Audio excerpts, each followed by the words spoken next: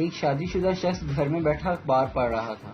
اخبار میں ایک خوبصورت لیڈیز سوٹ کی تصویر تھی اور ساتھ لکھا تھا آج ہی خریدیں اور پورے 50% بچائیں۔ بس پھر کیا تھا، آدمی نے ادھر ادھر دیکھا اور وہ صفحہ ہی پھاڑ کر پورے 100% بچا لیے۔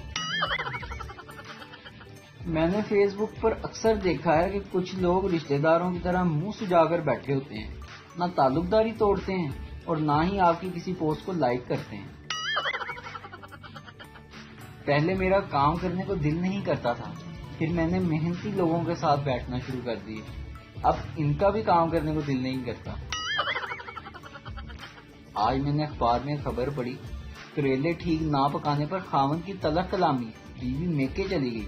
جی ہاں جناب، تانے وار ڈسٹرکٹ رپورٹر نامہ نگار، کریلے ٹھیک نہ پکانے پر خاوند کی بیوی سے تلخ کلامی، بیوی ناراض ہو کر میکے چلی گئی۔ تفصیل کے مطابق اکرم شیخ کی اپنی بیوی سے کریلے ٹھیک نہ پکانے پر تلخ کلامی ہو گئی، جو جھگڑے تک پہنچ گئی۔ خاتون ناراض ہو کر اپنے والدین کے گھر چلی گئی۔